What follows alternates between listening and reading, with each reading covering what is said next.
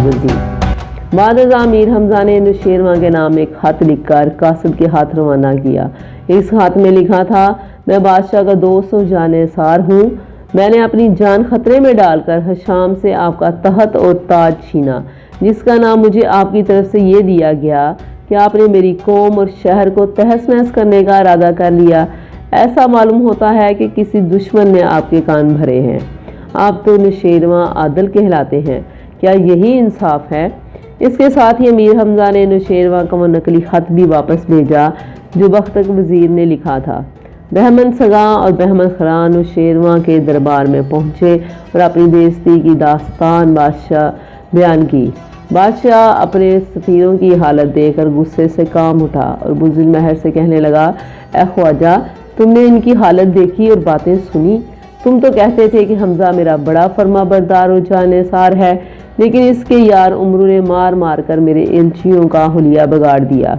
शान अमीर हमजा को अपनी ताकत और बहादुरी पर घमंड है। मैं बहुत जल्द इसका ये घमंड तोड़ूंगा। बुजुर्गमहर ने बेहद अक्लमंद और होशियार था, समझ गया कि जरूर किसी की तरफ से शरारत हुई है, वरना हमजा और इसका बाप ऐसे आदमी नहीं है। इसने नौशेरवां से कहा, हजूर, मैं खुद हैरान हूँ कि ये क्या मामला है। हमजा आपकी शान में ऐसी गुस्ताही और बेअदबी हरगज़ नहीं कर सकता, जो बड़ा सादतमंद और शरीफ नौजवान है। मकार बख्तक भी एक तरफ खड़ा ये सब देख के बातें सुन रहा था। वो दिल ही दिल में खुश था कि बादशाह के दिल में मीर हमजा और बुजुर्गमहर के खिलाफ नफरत का बीज बोने में कामयाब रहा। लेकिन इसकी ये खुशी आर्जी साबित हुई, क्योंकि दूसरे ही दिन अमीर हमजा का भेजा हुआ कासिद दरबार में पहुंच गया और इसने दोनों हाथ बादशाह के सामने पेश कर दिए। नौशेरवां ने इन खतों को एक नज़र देखा और देखते ही समझ गया कि ये सब कारस्तानी बख्तक की है। उसने हुक्म दिया कि बख्तक को पेश किया जाए। बख्तक थर थर कांपता हुआ बादशाह के सामने आया।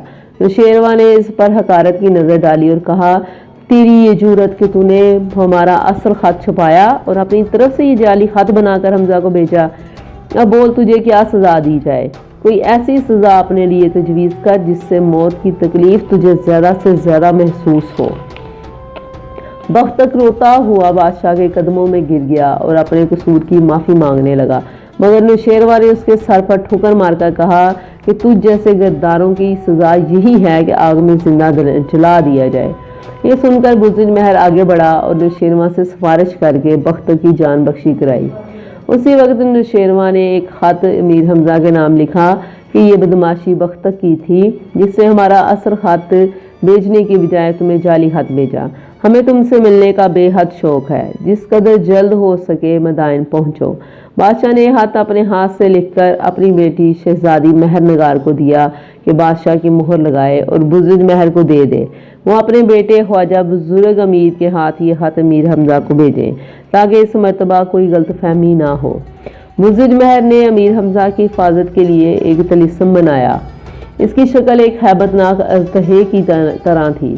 इस अजदहे में खूबी ये थी कि जब हवा इसके पेट में दाखिल होकर मुंह के रास्ते बाहर निकलती तो 3 मरतबा अमीर हमजा की आवाज़ इस जोर से निकलती कि जंगल और बियाबान गूंज उठते और ज़मीन कांपने लगती।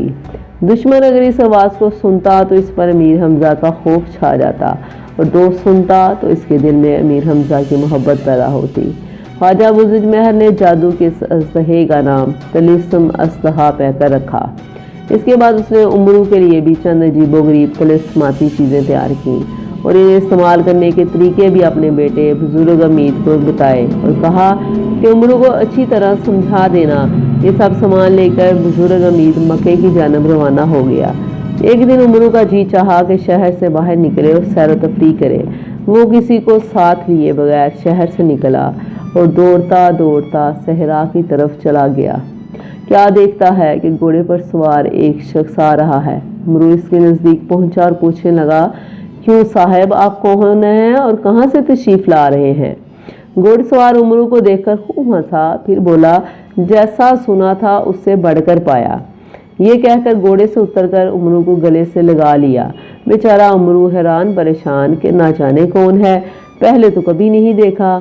आहर अजनबी ने बताया, डरो मत, मैं तुम्हारा दोस्त हूँ। बुजुर्गमहर का बेटा, मेरा नाम बुजुर्ग अमीर है।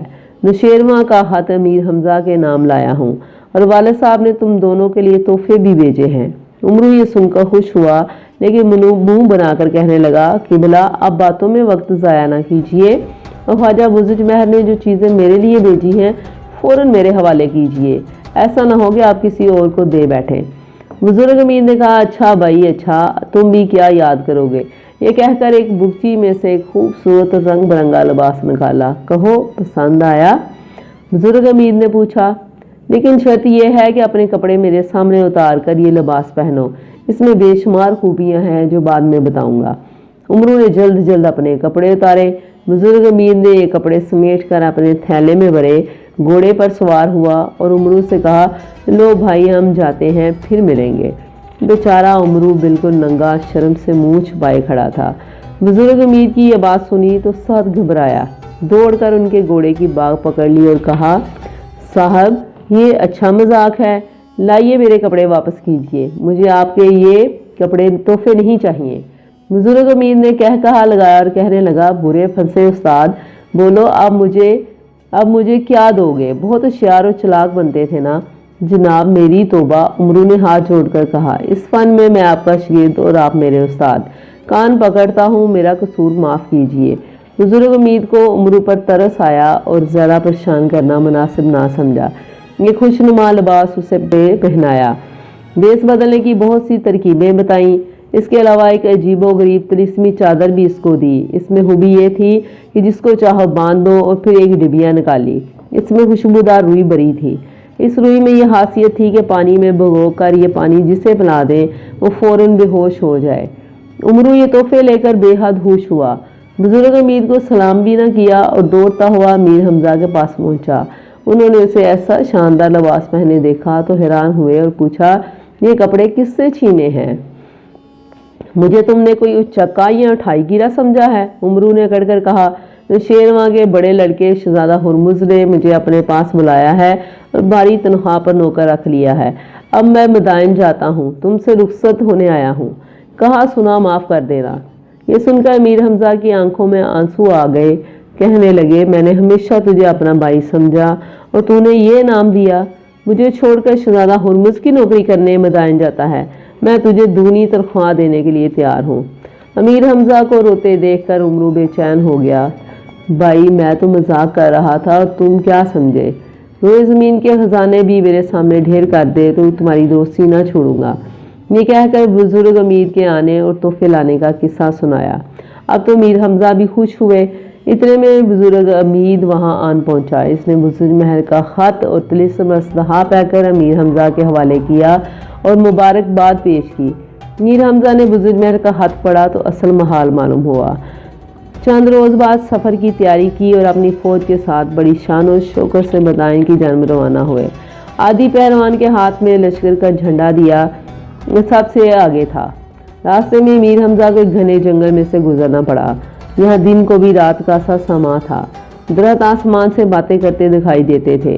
हज़ार किस्म के परिंदे और दरिंदे इस जंगल में रहते थे और डर के मारे कोई इसमें ना जाता था।